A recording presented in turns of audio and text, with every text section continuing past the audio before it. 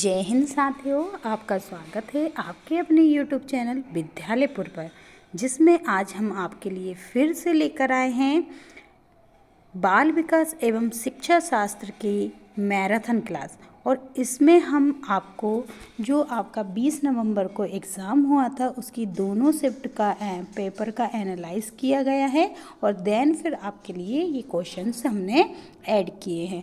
तो चलिए हम हमारी क्लास को स्टार्ट कर देते हैं। और आज की ये जो हमारी क्लास है, इससे पहले हमने और भी मैराथन्स ले रखी हैं। अगर आपने वो वाले क्वेश्चंस भी नहीं देखे हैं तो ज़रूर देखिएगा उन क्वेश्चंस को भी, और उन क्वेश्चंस को भी लगाइएगा। और आज के हमारे क्वेश्चन 50+ रहेंगे, तो हम उनको थोड़ा स्पीड में भी करेंगे ताकि आप लोगों के एग्ज़ाम जो है वो रोज़ होते हैं, तो उनके लिए जल्दी जल्दी आप इन क्वेश्चंस को लगा सकें। अभी हमारी कुछ दिन तक जो ऑनलाइन हम क्लास लेते थे पैनल पे, तो वो कोई हमारा थोड़ा सा इशू होने के कारण, जो टेक्निकल इशू है उसके कारण हम क्लास नहीं ले पा रहे हैं। तो जैसा प्यार आप वहाँ हमारी ऑनलाइन क्लास में देते थे, आई होप आप हमारी इन क्लासों में भी वैसा ही अपना प्यार हमारी इन क्लासों को देंगे। तो चलिए हम हमारी क्लास को स्टार्ट कर देते हैं। और अगर आपको हमारे चैनल से रिलेट कोई जानकारी चाहिए या फिर PDF चाहिए आपको, तो हमारे टेलीग्राम चैनल को आप ज्वाइन कर सकते हैं। वहाँ से हमारी जो है PDF आप ले सकते हैं। और क्लास को हम स्टार्ट कर दें उससे पहले एक बार आप क्लास को लाइक कर दीजिए, शेयर कर दीजिए।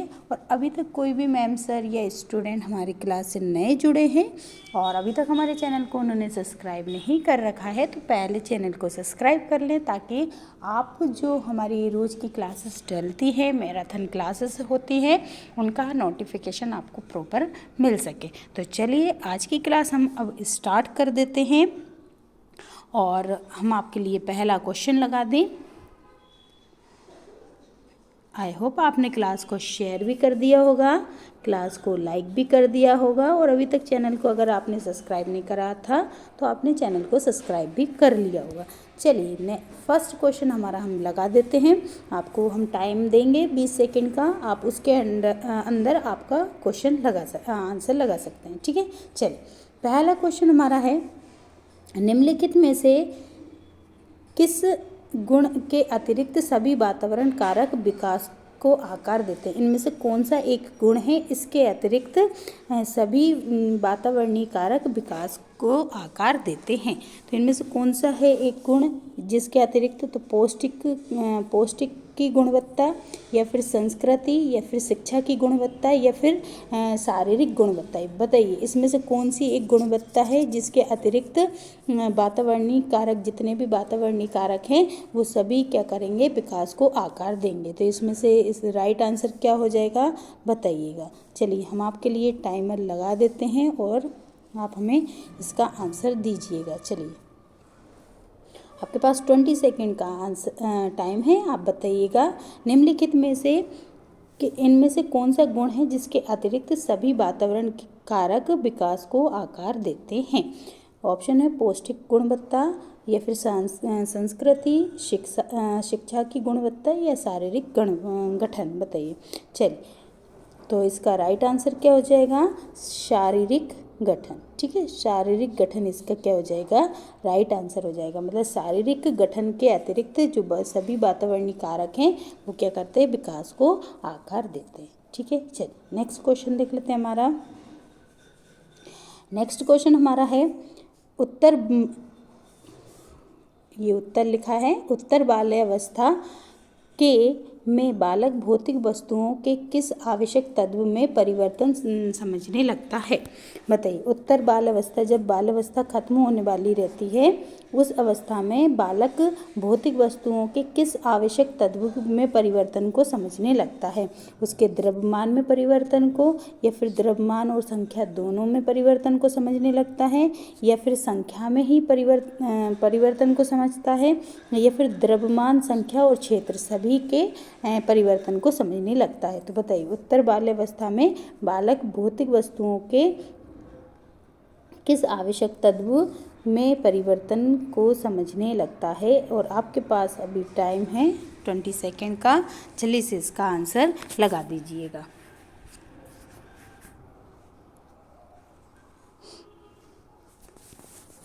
उत्तर, बाल्यावस्था में भौतिक वस्तुओं के किस आवश्यक तत्व में परिवर्तन को समझने लगता है बालक। चलिए, तो इसका राइट आंसर क्या हो जाएगा, सभी क्षेत्र को, क्षेत्र द्रव्यमान को भी, संख्या को भी और क्षेत्र को भी, इन सभी को समझने लगता है। ठीक है, चलिए नेक्स्ट क्वेश्चन देख लेते हैं। हमारा नेक्स्ट क्वेश्चन है, विकास के परिप्रेक्ष्य के समय के साथ होने वाले परिवर्तन में निम्न में क्या शामिल है। बताइए, विकास के परिप्रेक्ष्य में अगर देखा जाए तो समय के साथ होने वाले परिवर्तन में इनमें से क्या चीज़ शामिल है, रूप, दर, अनुक्रम या फिर ये सभी। तो इसका राइट आंसर क्या हो जाएगा, चलिए बताइएगा। आपके पास टाइम है 20 सेकेंड का, कि विकास के परिप्रेक्ष्य में अगर देखा जाए तो समय के साथ होने वाले परिवर्तनों में निम्न में क्या शामिल है, रूप, दर, अनुक्रम या ये सभी। बताइए इसका राइट आंसर क्या हो जाएगा। आप क्लास को पॉज करके और अपना आंसर जो है हमारे कमेंट बॉक्स में लिखकर बता सकते हैं। ठीक है, चलिए टाइम खत्म हुआ और इसका राइट आंसर क्या हो जाएगा, ये सभी। क्या हो जाएगा, ये सभी, है ना। विकास के परिप्रेक्ष्य में रूप में भी परिवर्तन होता है, दर में भी होता है और अनुक्रम में भी परिवर्तन होता है। ठीक है, चलिए नेक्स्ट क्वेश्चन देख लेते हैं। नेक्स्ट क्वेश्चन है कि खिलौना की आयु कहा जाता है। बताइए इनमें खिलौनों की आयु किसको कहा जाता है, पूर्व बाल्यावस्था को या फिर उत्तर बाल्यावस्था को। उत्तर बाल्यावस्था को,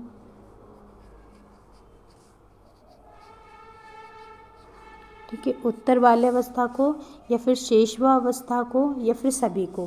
तो इनमें से किस आयु को हम खिलौनों की आयु कहते हैं, बताइएगा। इसका राइट आंसर क्या हो जाएगा, खिलौनों की आयु किस अवस्था को कहा जाता है, पूर्व बाल्यावस्था को या उत्तर बाल्यावस्था को या फिर शेषवावस्था को या सभी को। बताइए इसमें से किसको कहा जाता है, खिलौनों की आयु किसको कहा जाएगा।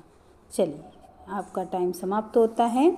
और खिलौनों की आयु जो है किस अवस्था को कहा जाएगा, तो खिलौनों की अवस्था पूर्व बाल्यावस्था को कहा जाता है। किसको कहा जाता है, पूर्व बाल्यावस्था है जो है उसको खिलौनों की आयु कहा जाता है। उसमें बच्चे खिलौनों से ज़्यादातर खेलते हैं। ठीक है, चलिए नेक्स्ट क्वेश्चन देख लेते हैं। नेक्स्ट क्वेश्चन हमारा है, संवेदी पेशी अवस्था होती है। बताइए इनमें से कौन सी जो है वो संवेदी पेशीय अवस्था कहलाती है। 0 से लेके 2 वर्ष तक की आयु, 2 से लेके 7 वर्ष तक की आयु, 7 से लेके 12 वर्ष तक की आयु या 12 से अधिक की आयु को संवेदी पेशीय अवस्था कहेंगे। बताइए इसमें से राइट आंसर क्या हो जाएगा आपका, किस अवस्था को संवेदी पेशीय अवस्था कहा जाता है, बताइएगा। आपके पास टाइम है 20 सेकेंड का और आप इसमें आंसर लगाइए, इसका क्या हो सकता है। संवेदी पेशीय अवस्था क्या होती है, बताइएगा।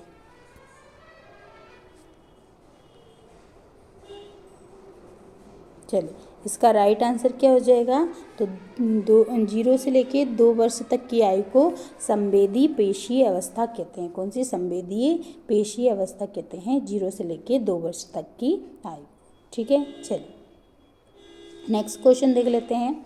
नेक्स्ट क्वेश्चन है, बच्चे के संज्ञानात्मक विकास को सबसे अच्छे तरीके से कहाँ परिभाषित किया गया है। बच्चे का संज्ञानात्मक विकास को सबसे अच्छे तरीके से कहाँ परिभाषित किया गया है, खेल के मैदान में या विद्यालय एवं कक्षा में, गृह मतलब घर में या फिर ऑडिटोरियम में।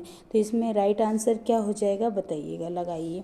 आपके पास 20 सेकेंड है, आंसर लगाइए। बच्चे के संज्ञानात्मक विकास को सबसे अच्छे तरीके से कहाँ परिभाषित किया जा सकता है, खेल के मैदान या फिर विद्यालय एवं कक्षा में या फिर गृह में या फिर ऑडिटोरियम में, कहाँ पर सबसे अच्छे तरीके से परिभाषित किया जा सकता है, बताइएगा। इसका राइट आंसर क्या हो जाएगा, चलिए टाइम समाप्त होता है और इसका जो राइट आंसर हो जाएगा वो क्या हो जाएगा, तो सबसे अच्छे तरीके से कहाँ पर विद्यालय एवं कक्षा में इस क्या किया जा सकता है, परिभाषित किया जा सकता है, क्या बच्चे के संज्ञानात्मक विकास को। ठीक है, चलिए नेक्स्ट क्वेश्चन देख लेते हैं।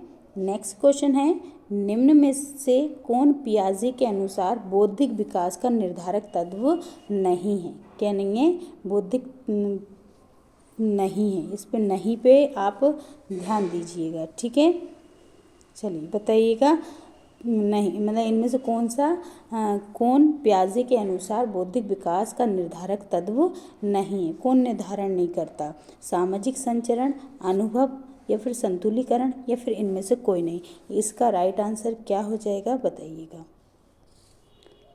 बताइए कि पियाजे के अनुसार बौद्धिक विकास का निर्धारण तत्व इनमें से क्या नहीं है, सामाजिक संचरण नहीं है या फिर अनुभव नहीं है या फिर संतुलीकरण नहीं है या फिर इनमें से कोई ऑप्शन नहीं है। बताइएगा इसका राइट आंसर क्या हो जाएगा।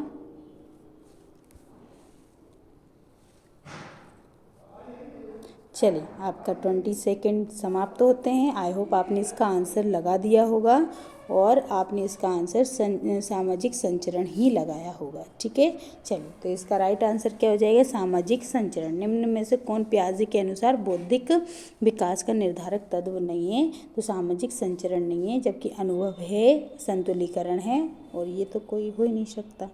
चलिए नेक्स्ट क्वेश्चन देख लेते हैं। नेक्स्ट क्वेश्चन है, निम्नलिखित में से किस अवस्था में बच्चे अपने समवयस्क समूह के सक्रिय सदस्य हो जाते हैं। बताइए इनमें से कौन सी अवस्था होती है जिसमें बच्चे अपने जो समवयस्क मतलब उनकी उम्र के मतलब बच्चों के समूह के साथ सक्रिय हो जाते हैं, किशोर अवस्था में, भ्रूण अवस्था में, पूर्व बाल्यावस्था में या फिर बाल्यावस्था में। तो इसका राइट आंसर क्या हो जाएगा बताइएगा। हम आपके लिए टाइमर लगा देते हैं और आप हमें इसका राइट आंसर बताइए। आपके पास 20 सेकेंड्स हैं और इसका राइट आंसर क्या हो जाएगा बताइए कि निम्नलिखित में से किस अवस्था में बच्चे अपने समवयस्क समूह के सक्रिय सदस्य हो जाते हैं, किशोर अवस्था में, भ्रूण अवस्था में, पूर्व बाल अवस्था में या फिर बाल्यावस्था में। इसका राइट आंसर क्या हो जाएगा बताइएगा।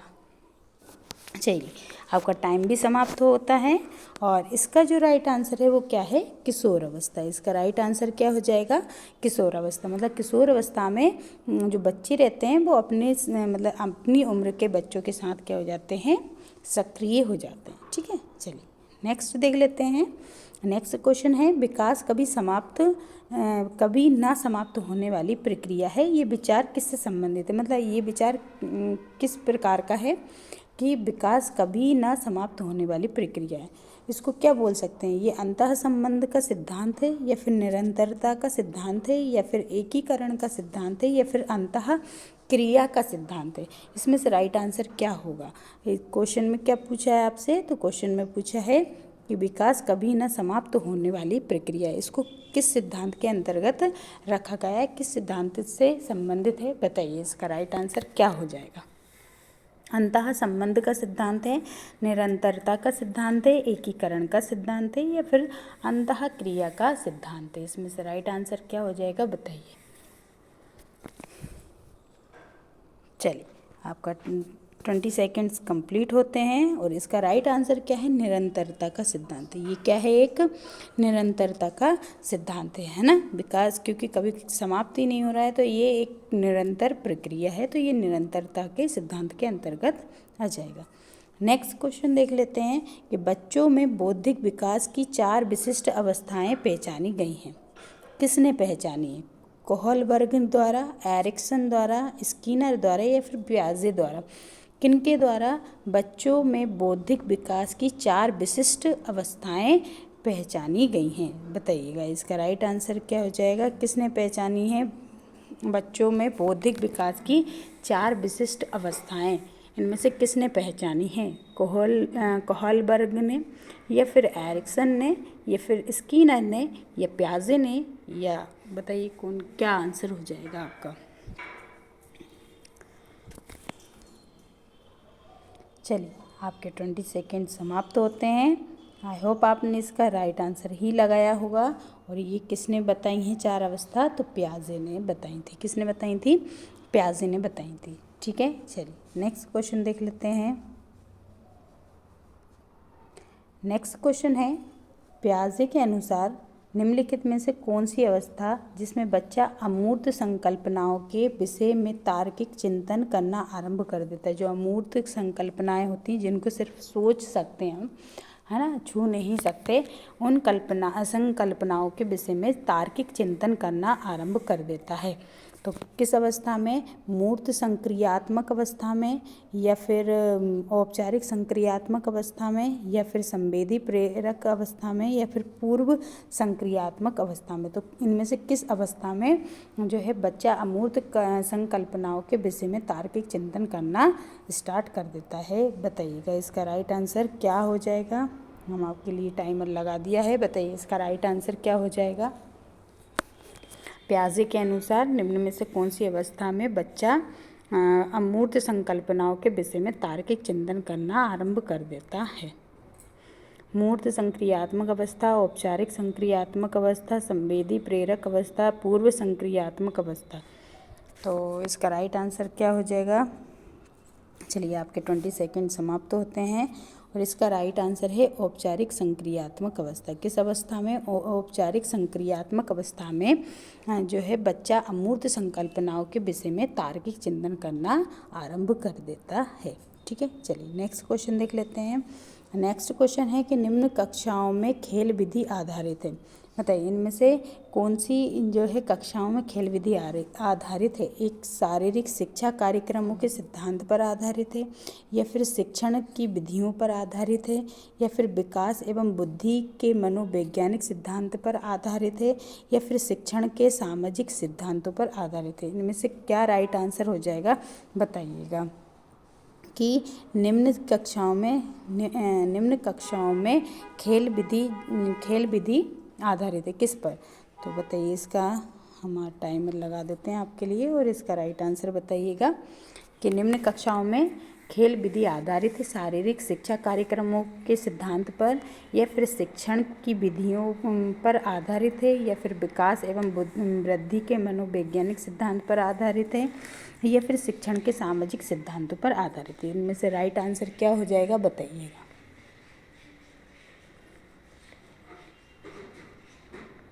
चलिए, आपके 20 सेकंड कंप्लीट होते हैं और इसका राइट आंसर क्या हो जाएगा? विकास एवं वृद्धि के मनोवैज्ञानिक सिद्धांत पर आधारित है। ठीक है, चलिए इसका राइट आंसर सी है। नेक्स्ट क्वेश्चन देख लेते हैं। नेक्स्ट क्वेश्चन है, वह अवस्था जब बच्चा तार्किक रूप से वस्तुओं एवं घटनाओं के विषय में चिंतन करना प्रारंभ करता है, वो कौन सी अवस्था कहलाती है? अभी थोड़ी देर पहले ही हमने देखा था, लेकिन वो थोड़ा अलग तरीके से पूछा गया था। बताइए, वह अवस्था जब बच्चा तार्किक रूप से वस्तुओं एवं घटनाओं के विषय में चिंतन प्रारंभ कर देता है, वह कौन सी अवस्था कहलाती है? संवेदी प्रेरक अवस्था, या औपचारिक संक्रियात्मक अवस्था, या फिर पूर्व संक्रियात्मक अवस्था, या फिर मूर्त संक्रियात्मक अवस्था? तो राइट आंसर क्या हो जाएगा? बताइएगा। चलिए, आपके लिए टाइमर लग चुका है, बताइए इसका राइट आंसर क्या हो जाएगा? कि वह अवस्था जब बच्चा तार्किक रूप से वस्तुओं व घटनाओं के विषय में चिंतन प्रारंभ करता है, क्या कहलाता है? कौन सी अवस्था कहलाती है? संवेदी प्रेरक अवस्था, औपचारिक संक्रियात्मक अवस्था, पूर्व संक्रियात्मक अवस्था, या मूर्त संक्रियात्मक अवस्था? तो इसका राइट आंसर क्या हो जाएगा? इसका राइट आंसर हो जाएगा मूर्त संक्रियात्मक अवस्था। ठीक है, चलिए डी इसका राइट आंसर हो जाएगा। नेक्स्ट देख लेते हैं। नेक्स्ट क्वेश्चन है, निम्न में से क्या बच्चों के सृजनात्मकता के विकास में सहायक नहीं है? इसमें से नहीं पूछा है, बताइए। इसमें से नहीं पूछा है कि इनमें से क्या बच्चों के सृजनात्मक विकास में सहायक नहीं है? खेल नहीं है, या भाषण नहीं है, कहानी लेखन नहीं है, या फिर निर्माण संबंधी क्रियाएं नहीं है? बताइए इसका राइट आंसर क्या हो जाएगा? कि निम्न में से क्या बच्चों के सृजनात्मकता के विकास में सहायक नहीं है? खेल, भाषण, कहानी लेखन, या निर्माण संबंधी क्रियाएं? इनमें से क्या संबंधित नहीं है? बताइएगा। चलिए, आपका 20 सेकेंड समाप्त तो होते हैं और इसका राइट आंसर क्या हो जाएगा? क्या संबंधित नहीं है? तो निर्माण संबंधी क्रियाएं संबंधित नहीं है। ठीक है, तो इसका राइट आंसर डी हो जाएगा। नेक्स्ट देख लेते हैं। नेक्स्ट क्वेश्चन है कि बालकों की सोच अमूर्तता की अपेक्षा मूर्त अनुभवों एवं प्रत्ययों से होती है, ये अवस्था कौन सी कहलाती है? जब बालक अमूर्तता से किसकी ओर चला जाए, मूर्त अनुभवों की ओर चला जाए, तो ये अवस्था कौन सी अवस्था कहलाएगी? 7 से लेकर 12 वर्ष तक की अवस्था, या फिर 12 वर्ष से वयस्क तक, या फिर 2 से लेकर 7 वर्ष तक की, या फिर जन्म से लेकर 2 वर्ष तक की? तो इसका राइट आंसर क्या हो जाएगा बताइए? चलिए, इसका राइट आंसर बताइए क्या हो जाएगा? बालकों की सोच अमूर्तता की अपेक्षा मूर्त अनुभव एवं प्रत्ययों से होती है, ये अवस्था कौन सी अवस्था कहलाती है? 7 से 12 या फिर 12 वर्ष तक, 12 वर्ष की है, फिर 2 से लेकर 7 वर्ष तक की है, या जन्म से लेकर 2 वर्ष तक की? बताइए इसका राइट आंसर क्या हो जाएगा? चलिए, आपका टाइम समाप्त होता है और इसका राइट आंसर जो है वो क्या है? 7 से लेकर 12 वर्ष तक की अवस्था जो होती है, इसमें बालक क्या करता है? अमूर्तता की अपेक्षा मूर्त अनुभवों एवं प्रत्ययों से मतलब कि संबंध मतलब मूर्त अनुभवों को पहचानने लगता है। ठीक है, चलिए, तो इसका राइट आंसर ए हो जाएगा। नेक्स्ट क्वेश्चन देख लेते हैं। नेक्स्ट क्वेश्चन है, एक 13 वर्षीय बालक बात पर अपने बड़ों से झगड़ा करने लगता है और हमेशा स्वयं को ही सही साबित करने की कोशिश करता है, ये कौन सी अवस्था कहलाती है? तो किशोर अवस्था कहलाती है, या फिर प्रारंभिक अवस्था कहलाती है, या फिर युवा अवस्था कहलाती है, या फिर बाल्य अवस्था कहलाती है? बताइए इसमें से कौन सी अवस्था है जिसमें बालक अपने बड़ों से बार बार झगड़ा करता है और हमेशा खुद को ही सही साबित करने की कोशिश करता है? तो इसका राइट आंसर क्या हो जाएगा? किशोर अवस्था, प्रारंभिक बाल्यावस्था, युवा अवस्था में होता है ऐसा, या फिर बाल्यावस्था में? बताइए इसका राइट आंसर क्या हो जाएगा? चलिए, आपका टाइम समाप्त होता है और इसका राइट आंसर क्या जाएगा? किशोर अवस्था। किशोर अवस्था में बालक क्या करता है? अपने बड़ों से झगड़ा करता है और खुद को मतलब सही साबित करने की कोशिश करता रहता है। तो ये इसका राइट आंसर क्या हो जाएगा? ए। ठीक है, चलिए नेक्स्ट क्वेश्चन देखते हैं। नेक्स्ट है कि निम्न में से कौन सी पूर्व बाल्यावस्था की विशेषता नहीं है? पूर्व बाल्यावस्था की विशेषता कौन सी नहीं है बताइए, है ना?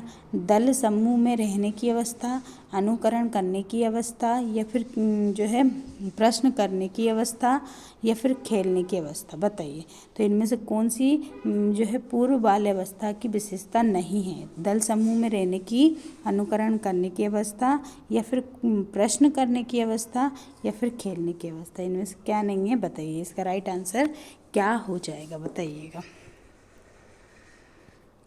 इसका राइट आंसर क्या हो जाएगा? निम्न में से कौन सी अवस्था पूर्व बाल्यावस्था की विशेषता नहीं है? चलिए बताइए इसका राइट आंसर क्या है?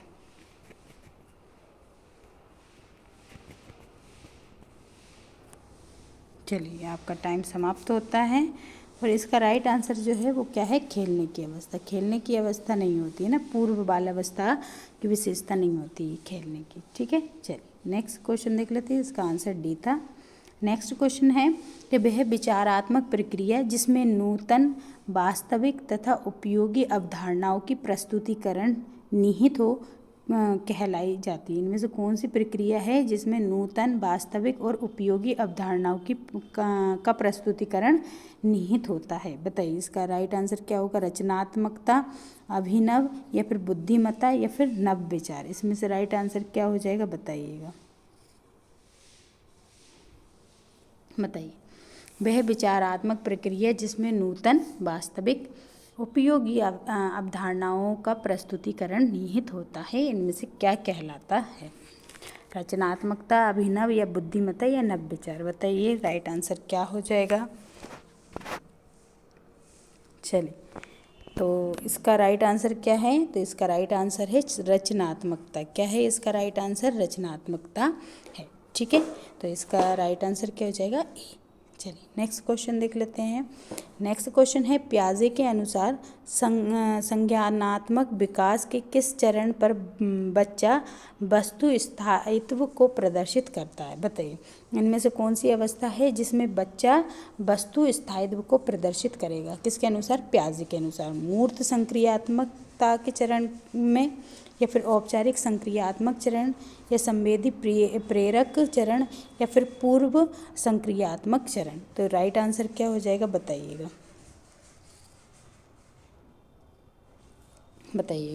पियाजे के अनुसार संज्ञानात्मक विकास के किस चरण पर बच्चा वस्तु स्थायित्व को प्रदर्शित करता है?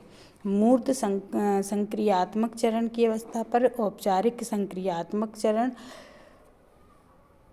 या फिर संवेदी प्रेरक चरण, या फिर पूर्व संक्रियात्मक चरण? तो राइट आंसर क्या हो जाएगा? इसका राइट आंसर है पूर्व संक्रियात्मक चरण। क्या है इसका? पूर्व संक्रियात्मक चरण। ठीक है, तो डी इसका राइट आंसर है। चलिए नेक्स्ट क्वेश्चन देख लेते हैं। नेक्स्ट क्वेश्चन है, एक अच्छी पाठ्य पुस्तक बचाती है, क्या बचाती है? लैंगिक बताती है, सॉरी है ना, बचाती है नहीं, बचाती है। ठीक है, बताती है लैंगिक समानता, या फिर सामाजिक उत्तरदायित्व, या फिर लैंगिक पूर्वाग्रह, या फिर लैंगिक संवेदनशीलता? इनमें से क्या चीज़ है जो एक अच्छी पुस्तक बताती है? बताइए। लैंगिक समानता बताती है, या सामाजिक उत्तरदायित्व बताती है, या फिर लैंगिक पूर्वाग्रह बताती है, या फिर लैंगिक संवेदनशीलता बताती है? इसमें से राइट आंसर क्या हो जाएगा बताइएगा।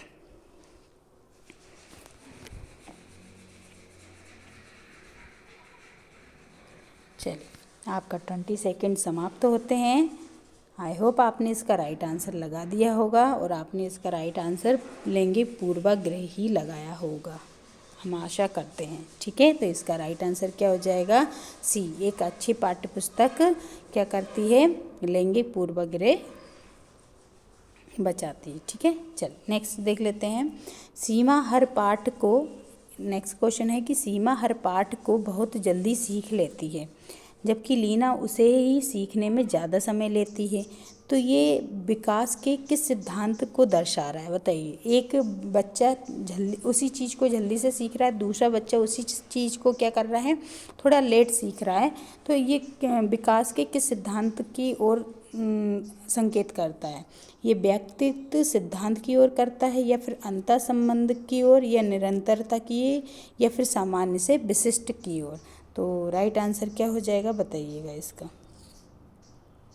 चलिए आपके पास 20 सेकेंड है, बताइएगा कि जो सीमा जो है वो हर पार्ट को बहुत जल्दी जल्दी सीख रही है, जबकि लीना उन्हीं चैप्टर को या उन्हीं पार्ट को थोड़ा सीमा की अपेक्षा थोड़ी लेट सीखती है। तो ये विकास के किस सिद्धांत को दर्शाता है बताइएगा। चलिए आपके 20 सेकेंड समाप्त होते हैं, और इसका राइट आंसर जो है वो क्या है? व्यक्तित्व सिद्धांत है ना, वो व्यक्तिगत सिद्धांत की ओर है ये, क्योंकि ये व्यक्तिगत है कि वो एक बच्चा जल्दी सीख रहा है, दूसरा बच्चा क्या है थोड़ा लेट सीख रहा है। तो ये क्या है? एक व्यक्तिगत उसकी कैपेबिलिटी को बता रहा है। ठीक है, चलिए नेक्स्ट देख लेते हैं। नेक्स्ट है कि एक व्यक्ति अपने समकक्ष व्यक्तियों के समूह के प्रति आक्रामक व्यवहार कर रहा है। एक व्यक्ति जो है उसी की उम्र के जो व्यक्ति हैं उन्हीं के समूह के प्रति आक्रामक व्यवहार करता है, और विद्यालय के मानदंडों को नहीं मानता है। इस विद्यार्थी को किस में सहायता की आवश्यकता है? भावात्मक क्षेत्र में आवश्यकता है, या फिर उच्च स्तरीय चिंतन कौशल में सहायता की आवश्यकता है, या संज्ञानात्मक क्षेत्र में सहायता की आवश्यकता है, या फिर मनोज्ञात्मक क्षेत्र में सहायता की आवश्यकता है? बताइए इसका राइट आंसर क्या हो जाएगा। चलिए बताइएगा कि एक व्यक्ति अपने समकक्ष व्यक्तियों के समूह के प्रति आक्रामक व्यवहार कर रहा है और विद्यालय के मानदंडों को नहीं मानता है, और दूसरा व्यक्ति बच्चा जो है वो क्या कर रहा है, मतलब इस प्रकार के जो बच्चे रहते हैं उनको किस चीज़ की आवश्यकता होती है बताइए। चलिए इसका राइट आंसर क्या हो जाएगा। तो इसका राइट आंसर है भावात्मक क्षेत्र की आवश्यकता होती है ना, भावात्मक क्षेत्र में सहायता की आवश्यकता होती है। तो इसका राइट आंसर क्या हो जाएगा? ए। नेक्स्ट क्वेश्चन देख लेते हैं कि बहुविध जो बुद्धि सिद्धांत के अनुसार सभी प्रकार के पशुओं, खनिजों, पेड़ पौधों को पहचानने और वर्गीकृत करने की योग्यता क्या कहलाती है? बताइए। मतलब कि बहुविध बुद्धि सिद्धांत के अनुसार सभी प्रकार के पशुओं को, खनिजों को, पेड़ पौधों को पहचानने और उनका वर्गीकृत करने की योग्यता क्या कहलाएगी? संज्ञानात्मक गतिविधि, या फिर मनोगतिक प्रक्रिया, फिर मनोवैज्ञानिक परिघटना, या फिर भावात्मक व्यवहार? बताइए इसका राइट आंसर क्या हो जाएगा। चलिए इसका राइट आंसर बताइए क्या हो जाएगा। बहुविध बुद्धि सिद्धांत के अनुसार सभी प्रकार के पशुओं, खनिजों और पेड़ पौधों को पहचानने और वर्गीकृत करने की योग्यता क्या कहलाती है? संज्ञानात्मक गतिविधि, मनोगतिक प्रक्रिया, मनोवैज्ञानिक परिघटना, या भावात्मक व्यवहार? तो इसका राइट आंसर क्या हो जाएगा बताइएगा। तो इसका राइट आंसर है संज्ञानात्मक गतिविधि। ठीक है, चल नेक्स्ट देख लेते हैं। नेक्स्ट क्वेश्चन है, मानवीय मूल्यों जो प्रकृति में सर्वत्रित है, मतलब हर जगह है, उस प्रकार के विकास के अर्थ को क्या कहते हैं? मतलब मानवीय मूल्यों जो प्रकृति में सार्वत्रिक है, उसके विकास का अर्थ है मतारोपण, या फिर अंगीकरण, या अनुकरण, या फिर अभिव्यक्ति? इनमें से किस कारण से वो सब जगह क्या है? प्रकृति में सब जगह है, बताइए। तो इसका राइट आंसर क्या हो जाएगा? विकास का अर्थ है, इसमें विकास का क्या अर्थ है? वो मतारोपण है या अंगीकरण है, उसका अंगीकरण कर लिया गया है, या उसका अनुकरण कर लिया गया है, या फिर अभिव्यक्ति है? बताइए इसकी। तो इसका राइट आंसर क्या हो जाएगा? चलिए, तो इसका राइट आंसर है अभिव्यक्ति। उसकी अभिव्यक्ति है, इसलिए उसका मानवीय मूल्यों की अभिव्यक्ति है जो कि प्रकृति में सर्वत्र है, और ये विकास का अर्थ होता है। ठीक है, चल नेक्स्ट देखते हैं कि जब एक विद्यार्थी असफल होता है तो समझा जाता है कि वे पद्धति असफल है, या शिक्षक असफल है, या पाठ्य पुस्तक असफल है, या ये व्यक्तिक असफलता है? बताइए इसका राइट आंसर क्या हो जाएगा। कि जब कोई एक बच्चा क्या होता, विद्यार्थी असफल हो जाता है तो क्या समझा जाएगा? पद्धति असफल है, या शिक्षक असफल है, या फिर पाठ्य पुस्तकें असफल हैं, या फिर व्यक्तित्व असफलता? इसका राइट आंसर क्या हो जाएगा? इसका राइट आंसर तो आप इजीली लगा देंगे। चलिए, आपका टाइम भी समाप्त होता है, और इसका राइट आंसर क्या हो जाएगा? तो राइट आंसर हो जाएगा ये उसकी व्यक्तिगत असफलता होती है ना। ये एक बच्चे के असफल होने से ये नहीं पता लगाया, मतलब ये नहीं बोला जा सकता कि पद्धति ही गलत है, या फिर टीचर गलत है, या फिर उसकी पुस्तकें गलत है ना। अगर एक व्यक्ति असफल हो रहा है तो वो उसकी व्यक्तिगत असफलता होती है। ठीक है, चलिए नेक्स्ट देख लेते हैं। नेक्स्ट है कि मैक्यूगल के अनुसार मूल प्रवृत्ति जिज्ञासा का संबंध कौन संवेग से है? कौन से संवेग से है ना।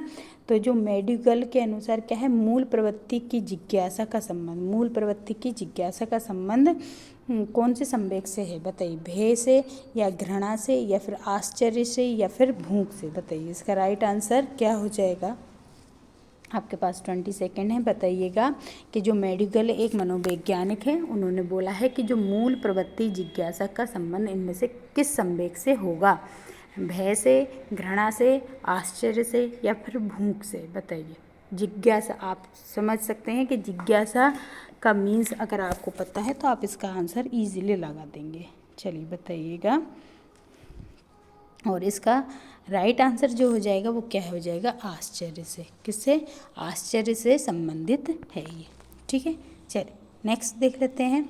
नेक्स्ट है कि दूसरे वर्ष के अंत तक शिशु का शब्द भंडार हो जाता है। बताइए, 2 वर्ष मतलब बच्चा जो है 2 वर्ष का होते होते उसके मतलब उसके अंदर कितने शब्द का लगभग भंडारण हो जाता है? 100 शब्द का, या 60 का, या फिर 50 शब्द का, या फिर 10 शब्द का? इसमें से राइट आंसर क्या हो जाएगा बताइएगा।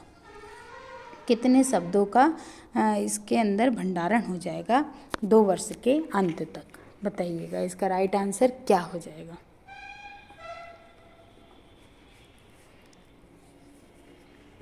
कि दूसरे वर्ष के अंत तक शिशु का शब्द भंडार हो जाता है, कितना हो जाता है। चलिए आपका टाइम समाप्त होता है। इसका शब्द भंडार कितना हो जाता है, लगभग 100 शब्द, मतलब उसको 100 शब्द वर्ड तक उसको आने लगते हैं। ठीक है, चल नेक्स्ट देख लेते हैं। नेक्स्ट क्वेश्चन हमारा है कि प्रतिबिंब, अवधारणा, प्रतीक एवं संकेत, भाषा, शारीरिक क्रिया, मानसिक क्रियाएं, ये सब अंतर्निहित हैं किसमें, अनुकूलन में, प्रेरक प्रेसी विकास में, समस्या के समाधान में या विचारात्मक प्रक्रिया में। बताइए इसका राइट आंसर क्या हो जाएगा। कि प्रतिबिंब, अवधारणा, प्रतीक एवं संकेत, भाषा, शारीरिक क्रिया और मानसिक क्रिया अंतर्निहित हैं किसमें, अनुकूलन में, प्रेरक पेशी विकास में, समस्या के समाधान में, विचारात्मक प्रक्रिया में। इसमें से राइट आंसर क्या हो जाएगा बताइएगा। चलिए टाइम समाप्त होता है आपका और इसका राइट आंसर क्या है, विचारात्मक प्रक्रिया। क्या है इसका राइट आंसर, डी, विचारात्मक प्रक्रिया। ठीक है, चलिए नेक्स्ट देख लेते हैं। वह प्रक्रिया जिसके द्वारा माता पिता ये अनुमान लगाते हैं कि बच्चे में सभी सकारात्मक गुण हैं, क्योंकि एक गुण सकारात्मक है, क्या कहलाएगा वो, मतलब कि इनमें से एक गुण सकारात्मक होने से उसको माता पिता को ये लगता है कि उनके जो अनुमान लगाते हैं कि उनके बच्चे में सभी सकारात्मक गुण हैं। तो इनमें से कौन सा गुण है वो, तो परिवेश का प्रभाव या फिर हावथॉर्न का प्रभाव या फिर प्रभाव का नियम या प्रतिलोम प्रवेश का नियम। इस किस नियम के कारण उनको माता पिता को ऐसा लगता है कि उनके बच्चे में जो सभी गुण हैं वो कैसे हैं, सकारात्मक गुण हैं। बताइए इनमें से किस प्रभाव के कारण लगता है, किस नियम के कारण उनको ऐसा लगता है। ठीक है, बताइएगा इसका राइट आंसर क्या हो जाएगा।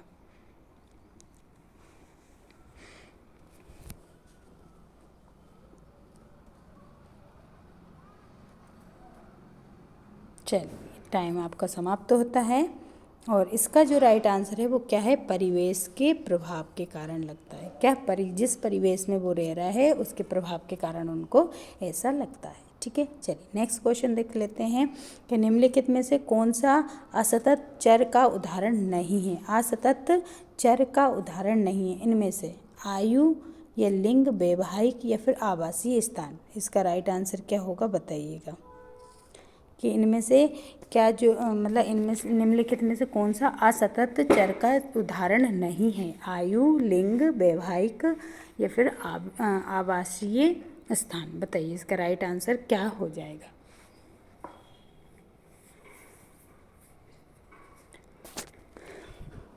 चलिए इसका आपका टाइम भी समाप्त होता है आपका और इसका राइट आंसर क्या हो जाएगा, आयु। आयु क्या है, असतत चर का उदाहरण नहीं है। ठीक है, चलिए नेक्स्ट क्या है।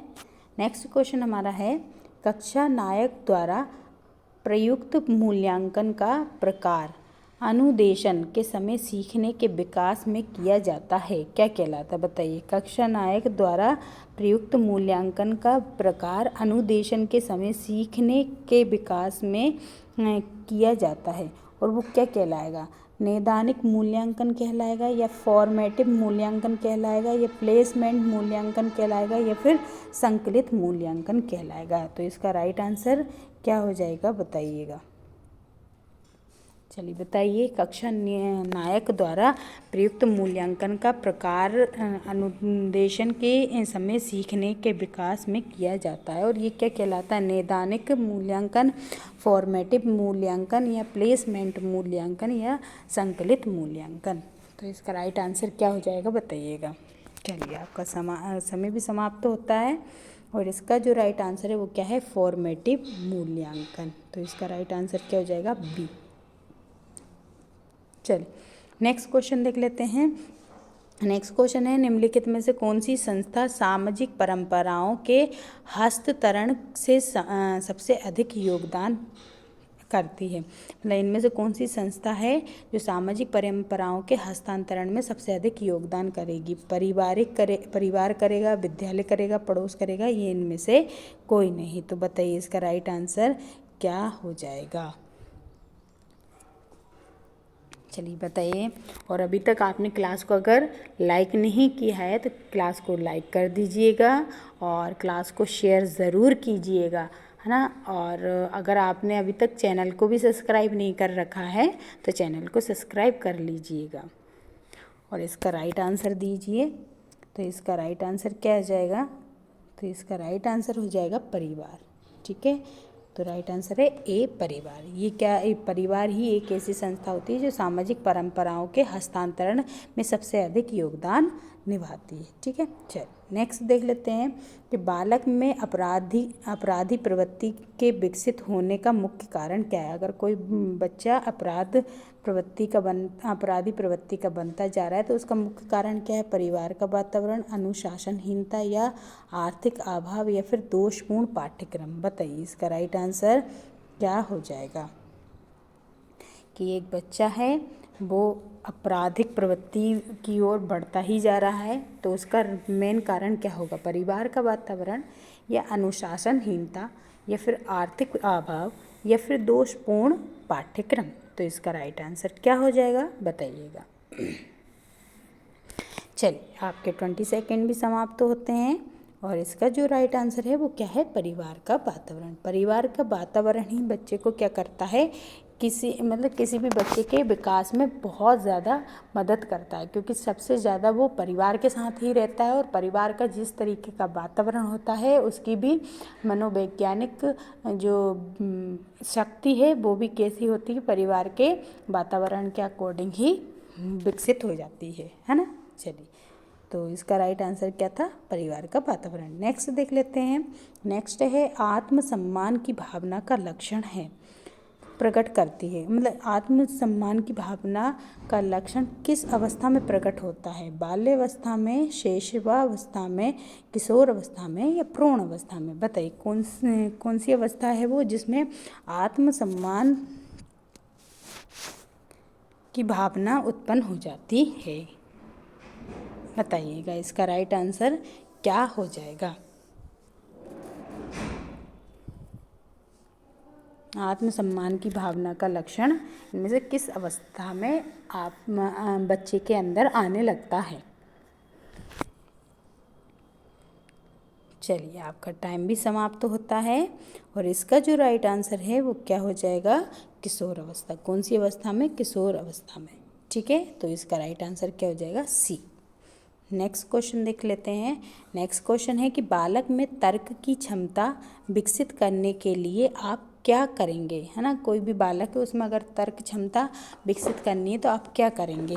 सूचना खोजी प्रश्न पूछेंगे उससे, या फिर है ना प्रस्तुत पाठ्य पर पुनरावृत्ति के प्रश्न पूछेंगे उससे, या फिर है ना संदर्भ बदलते हुए प्रश्न पूछेंगे उससे, या फिर पूर्व ज्ञान पर प्रश्न पूछेंगे उससे। बताइए इनमें से क्या करेंगे आप? एक टीचर होंगे तो आप इनमें से क्या करेंगे जिसके कारण एक बालक में तर्क की क्षमता विकसित हो जाएगी? उससे सूचना खोजी प्रश्न पूछेंगे उससे, या फिर प्रस्तुत पाठ्य पर पुनरावृत्ति के प्रश्न पूछेंगे, संदर्भ बदलते हुए प्रश्न पूछेंगे, या फिर पूर्व ज्ञान का पर प्रश्न पूछेंगे। बताइएगा इसमें से राइट आंसर क्या हो जाएगा?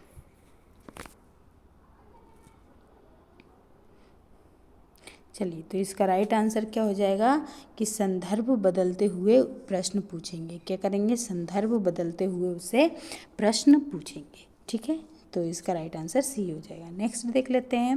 नेक्स्ट है कि बालकों में संज्ञान विकास की भिन्नता होती है। संज्ञान विकास की भिन्नता होती है क्योंकि, तो इसका ऑप्शन है उनमें अंतरंग योग्यताएं अलग अलग होती हैं, या फिर प्रशिक्षण के अवसरों की भिन्नताएं होती हैं इसलिए, या फिर प्राकृतिक विकास पर्यावरण का भिन्न अनुभव होता है इसलिए, या फिर आयु व स्वास्थ्य में समानता होती है इसलिए। बताइएगा बालकों में संज्ञान विकास की भिन्नता होती है क्योंकि उनमें अंतरंग योग्यताएं भिन्न भिन्न होती हैं,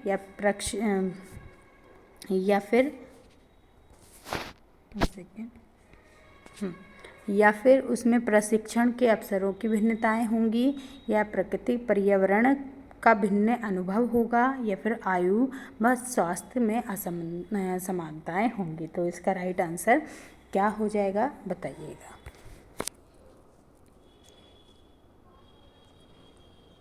चलिए आपके 20 सेकंड समाप्त होते हैं और इसका जो राइट आंसर है, इसका राइट आंसर है कि उनमें अंतरंग योग्यताएं कैसी होंगी, भिन्न भिन्न होगी, इसलिए संज्ञान विकास की भिन्नता होगी बालकों में, है ना। तो इसका राइट आंसर ए हो जाएगा। ठीक है, नेक्स्ट क्वेश्चन देख लेते हैं। नेक्स्ट है, मनोविज्ञान में सामाजिक विकास से क्या अभिप्राय है, बताइए। मनोविज्ञान में सामाजिक विकास से क्या अभिप्राय है। समाज में प्रतिष्ठित स्थान बनाना, दूसरों के साथ अच्छे संबंधों का विकास करना, या सामाजिक समूह बनाना, या फिर उपरोक्त सभी। तो इसका राइट आंसर क्या हो जाएगा बताइएगा। बताइए कि मनोविज्ञान में सामाजिक विकास से क्या अभिप्राय है। समाज में प्रतिष्ठित स्थान बनाना, या दूसरों के साथ अच्छे संबंधों का विकास करना, या सामाजिक समूह बनाना, या उपरोक्त सभी। तो बताइए इसका राइट आंसर क्या हो जाएगा। चलिए, तो इसका जो राइट आंसर है वो क्या है, दूसरों के साथ अच्छे संबंध का विकास करना सामाजिक विकास होता है। मनोविज्ञान में सामाजिक विकास को क्या बोलेंगे, दूसरों के साथ अच्छे संबंधों का विकास करना। ठीक है, नेक्स्ट देख लेते हैं क्वेश्चन कि छात्र का सोपान जबकि यह सबसे अधिक रूपों में संवेगों से घिरा रहता है। बताइए, छात्र का वह सोपान जब मतलब सोपान है जबकि ये सबसे अधिक संवेगों से घिरा रहेगा। कौन सा, जो शैशवावस्था, या बाल्यावस्था, प्रौढ़ अवस्था, या फिर किशोर अवस्था। तो राइट आंसर इसका क्या हो जाएगा बताइए। कौन सी अवस्था है जो सबसे ज़्यादा संवेगों से घिरी हुई अवस्था होती है, बताइएगा। इसका राइट आंसर क्या हो जाएगा। शैशवावस्था, बाल्यावस्था, प्रौढ़ अवस्था, या फिर किशोर अवस्था। तो राइट आंसर क्या हो जाएगा बताइएगा।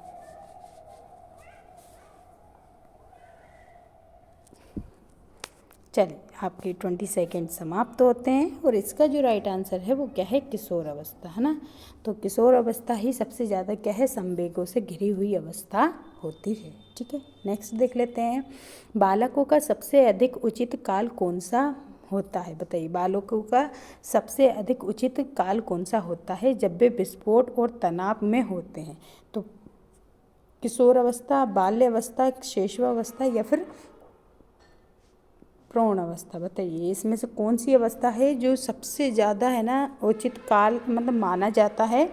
इसमें ही सबसे ज़्यादा विस्फोट और तनाव में होते हैं बच्चे, है ना। कहीं भी विस्फोट से मीन्स कहीं मतलब हर बात में झगड़ा करना, है ना, इस टाइप से होगा। तो इसमें से कौन सी अवस्था होगी जिसमें ये सब होता है।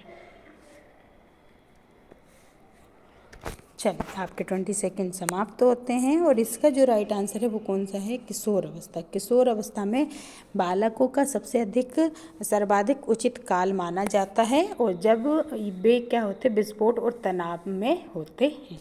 ठीक है, चलिए नेक्स्ट क्वेश्चन देख लेते हैं। और नेक्स्ट क्वेश्चन हमारा है, निम्न में से किसने बच्चों में वस्तु स्थित्यर्थ के विकास को समझने में सहायता की। इनमें से कौन है जिसने बच्चों में वस्तु स्थित्यर्थ के विकास को समझने में सहायता की। पियाजे ने, या फिर फस्टिंगर ने, या फिर एरिक्सन ने, या बेलॉक ने। बताइए इसका राइट आंसर क्या हो जाएगा। इनमें से वो कौन है जिन्होंने बच्चों में वस्तु स्थित्यर्थ के विकास को समझने में सहायता की। पियाजे, फस्टिंगर, या फिर एरिक्सन, या फिर बेलॉक। बताइए इसका राइट आंसर क्या हो जाएगा। चलिए, इसका राइट आंसर जो है क्या हो जाएगा, तो इसका राइट आंसर होगा पियाजे। ये किसने बताया है, तो पियाजे ने बताया है। ठीक है, चलिए नेक्स्ट देख लेते हैं। नेक्स्ट है कि कौन सी विधि उपागम में समान प्रयोजनों का मापन और उनके विकास की विभिन्न अवस्थाओं पर लिया जाता है। बताइए इनमें से कौन सी विधि उपागम में समान प्रयोजनों का मापन और उनके विकास की विभिन्न अवस्थाओं पर लिया जाता है। तो जीवन लेखन विधि द्वारा, या फिर समकालीन अध्ययन विधि द्वारा, या फिर दीर्घकालीन अध्ययन विधि द्वारा, या फिर समाज मिति। बताइए इसमें से राइट आंसर क्या हो जाएगा। बताइएगा इसका राइट आंसर क्या हो जाएगा कि कौन सी विधि उपागम में समान प्रयोजों का मापन उनके विकास की विभिन्न अवस्थाओं पर किया जाता है। जीवन लेखन विधि द्वारा, समकालीन अध्ययन विधि द्वारा, दीर्घकालीन अध्ययन विधि द्वारा या समाज मिति विधि द्वारा। बताइए। चलिए, आपका 20 सेकेंड समाप्त होते हैं और राइट आंसर क्या हो जाएगा? दीर्घ अध्ययन विधि द्वारा। क्या? दीर्घ अध्ययन विधि द्वारा। ठीक है। चलिए नेक्स्ट देखते हैं। नेक्स्ट क्वेश्चन है, प्याजे के अनुसार एक 8 वर्ष का बालक कर सकता है, क्या कर सकता है? संरक्षणात्मक समस्याएं सीखना, या फिर अमूर्त नियम निर्मित कर समस्या का हल करना, या समस्या पर परिकल्पनात्मक रूप से सोचना, या उच्च स्तरीय समस्याओं का हल करना। इनमें से एक 8 साल का बच्चा जो है वो क्या कर सकता है? बताइए प्याजे के अनुसार, है ना। तो बताइएगा क्या कर सकता है कि संरचनात्मक सीखना, समस्याएं सीखना, या अमूर्त नियम निर्मित कर समस्या का हल करना, या समस्या पर परिकल्पनात्मक रूप से सोचना, या उच्च स्तरीय समस्याओं का हल करना। इनमें से क्या कर सकता है? बताइएगा। चलिए, आपका समय समाप्त होता है और इसका जो राइट आंसर है वो क्या हो जाएगा? रक्षात्मक समस्याओं का सीखना, है ना। अपना संरक्षण करने की समस्याओं को सीखना और फिर उनका हल करना, ये एक 8 साल का बच्चा कर सकता है। ठीक है। चलिए नेक्स्ट देख लेते हैं कि कौन से सिद्धांत में बाल्यकाल के अनुभव के विकासात्मक आयाम पर बल दिया है? इनमें से कौन सा सिद्धांत है जिसमें बाल्यकाल के अनुभवों के विकासात्मक आयाम पर क्या दिया है? उन्होंने बल दिया है। ठीक है। चलिए बताइए, व्यवहारवाद, या फिर प्रकार्यवाद, या फिर मनोविश्लेषणात्मक वाद, या फिर संरचनावाद। तो इसका राइट आंसर क्या हो जाएगा? आपके पास 20 सेकेंड है, बताइएगा कि कौन सा सिद्धांत जो है वो बाल्य काल के अनुभवों के विकासात्मक आयाम पर बल दिया जाता है। बताइए इसका राइट आंसर क्या हो जाएगा? आपके पास 20 सेकेंड है, लगाइए। चलिए, आपका टाइम समाप्त होता है और इसका जो राइट आंसर हो जाएगा वो क्या हो जाएगा? तो राइट आंसर है विश्लेषणवाद, है ना। तो इनमें से जो मनोविश्लेषणवाद सिद्धांत होता है बाल्यकाल के अनुभव के विकासात्मक आयाम पर बल देता है। ठीक है। चलिए नेक्स्ट देख लेते हैं। प्राथमिक आवश्यकताओं को आवश्यकता से भी जाना जाता है। कौन सी आवश्यकताओं से भी जाना जाता है ना?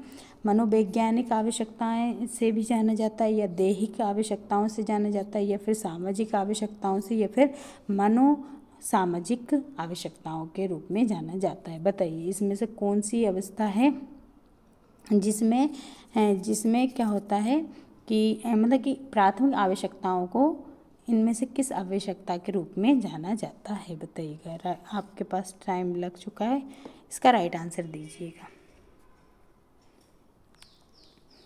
कि प्राथमिक आवश्यकताओं को कौन सी आवश्यकताओं के रूप में जाना जाता है? मनोवैज्ञानिक, दैहिक, सामाजिक, या फिर मनोसामाजिक। चलिए बताइए इसका राइट आंसर क्या हो जाएगा? चलिए, आपका टाइम समाप्त होता है और इसका जो राइट आंसर हो जाएगा वो हो जाएगा दैहिक, है ना। तो प्राथमिक आवश्यकताओं को दैहिक आवश्यकताओं से भी जाना जाता है। ठीक है। चलिए नेक्स्ट देखते हैं। नेक्स्ट क्वेश्चन है कि माता की आवाज़ का नवजात के व्यवहार पर प्रभाव का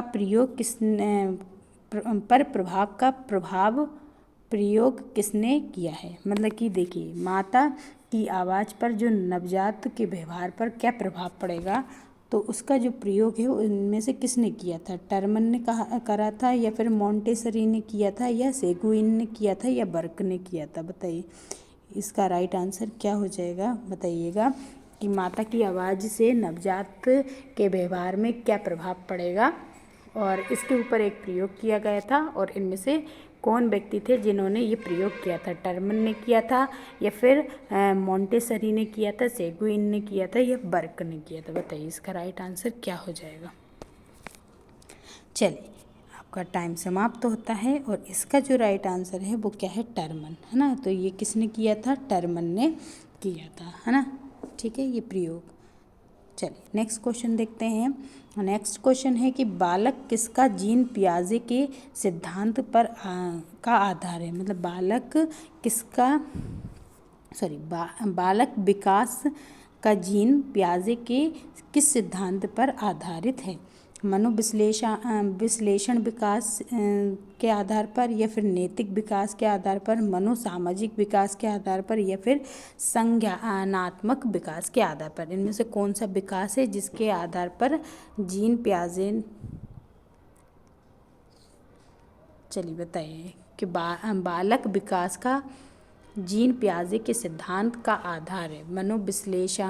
विश्लेषण विकास का आधार है, या नैतिक विकास का आधार है, या फिर मनोसामाजिक विकास का विकास का आधार है, या फिर संज्ञानात्मक विकास का आधार है। चलिए, आपका टाइम समाप्त होता है और इसका जो राइट आंसर है वो क्या है, संज्ञानात्मक विकास का आधार है। ठीक है, चलिए नेक्स्ट देख लेते हैं। नेक्स्ट क्वेश्चन है, प्रत्यक्षात्मक संवेगीक गीतक गामक दक्षता परीक्षण हेतु आरंभ में किसने विधि का निर्माण किया था। तो मोंटेसरी ने किया था, मारिया ने किया था, इडियोअर्ड ने किया था, या बिनेट ने किया था। बताइए इसका राइट आंसर क्या हो जाएगा। बताइए इसका राइट आंसर क्या हो जाएगा कि प्रत्याक्षात्मक व संवेगीक गीतक गामक दक्षता परीक्षण हेतु आरंभ में किसने विधि का निर्माण किया था। मोंटेसरी ने किया था, मारिया ने किया था, इडियोअर्ड ने किया था, या बिनेट ने किया था। इनमें से क्या राइट आंसर हो जाएगा बताइएगा। चलिए, आपके 20 सेकंड समाप्त होते हैं और इसका जो राइट आंसर है वो क्या है, मोंटेसरी, है ना। क्या है इसका आंसर, मोंटेसरी। ठीक है, चलिए नेक्स्ट क्वेश्चन देख लेते हैं।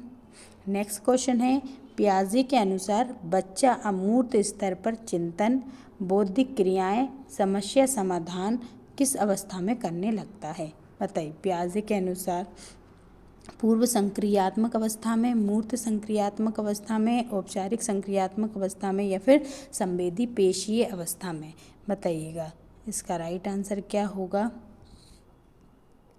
कि पियाजे के अनुसार बच्चा अमूर्त स्तर पर चिंतन, बौद्धिक क्रियाएं और सामाजिक समाधान किस अवस्था में करने लगता है। पूर्व संक्रियात्मक अवस्था में, मूर्त संक्रियात्मक अवस्था में, औपचारिक संक्रियात्मक अवस्था में, या फिर संवेदी पेशीय अवस्था में। बताइए इसका राइट आंसर क्या हो जाएगा।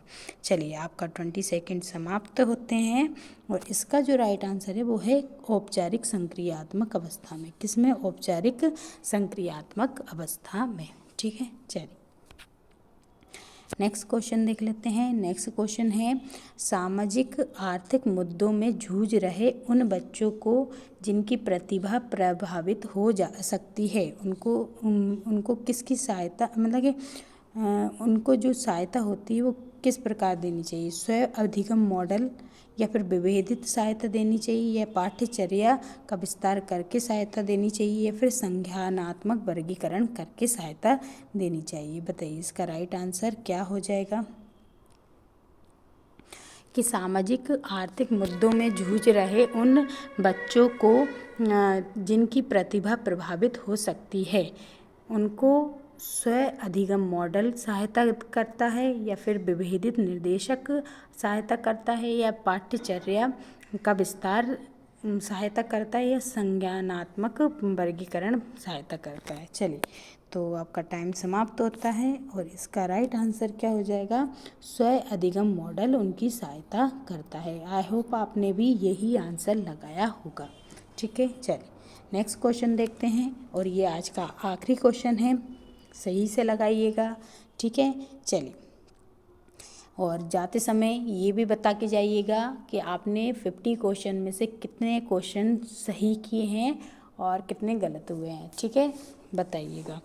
चलिए लास्ट क्वेश्चन और देख लेते हैं। एक बालक जिसकी बुद्धि लब्धि 105 है उसे वर्गीकृत किया जाएगा। मतलब कि श्रेष्ठ बुद्धि वाला माना जाएगा जिसकी 105 बुद्धि लब्धि होती है, या उसे सामान्य से अधिक माना जाता है, या सामान्य बुद्धि वाला ही माना जाएगा, या फिर मंद बुद्धि। तो इसका राइट आंसर क्या हो जाएगा बताइएगा। बताइए। एक बालक जिसकी बुद्धि लब्धि 105 है और उसे वर्गीकृत किया जाएगा किसमें, श्रेष्ठ बुद्धि लब्धि वाले में, या फिर सामान्य से अधिक बुद्धि वाले के रूप में, या फिर सामान्य बुद्धि वाले के रूप में, या फिर मंद बुद्धि वाले के रूप में। बताइए किस रूप में उसको वर्गीकृत किया जाता है। चलिए आपका टाइम भी समाप्त होता है और इसका जो राइट आंसर हो जाएगा वो क्या, समान। मतलब जिसको है ना, जिसकी बुद्धि लब्धि कितनी है 105 है, वो समान बुद्धि के बालक में आता है। तो आज की क्लास हमारी यहीं समाप्त होती है, हमारे 50 क्वेश्चन यहीं समाप्त होते हैं। कैसे लगे आज के क्वेश्चन ज़रूर हमें कमेंट बॉक्स में लिख के बताइएगा। जाते समय आप ये भी लिख के बताइएगा कि आज आपने कितने क्वेश्चन सही किए हैं। और जो टेक्निकल इश्यू के कारण हमारी अभी लाइव क्लास नहीं चल पा रही है, तो आप जो लाइव क्लास को प्यार देते थे वही हमारी इन क्लासों को भी प्यार दें उतना ही। और आप जाते समय क्लास को शेयर ज़रूर करके चली जाइएगा और कमेंट बॉक्स में कमेंट लिख के जाइएगा कैसी लगे, लाइक करके जाइएगा। और अभी तक हमारे चैनल को सब्सक्राइब नहीं कर रखा है तो चैनल को सब्सक्राइब कर दीजिएगा। तो कल फिर मिलते हैं अगले क्वेश्चंस के साथ। तब तक के लिए सभी को जय हिंद साथियों।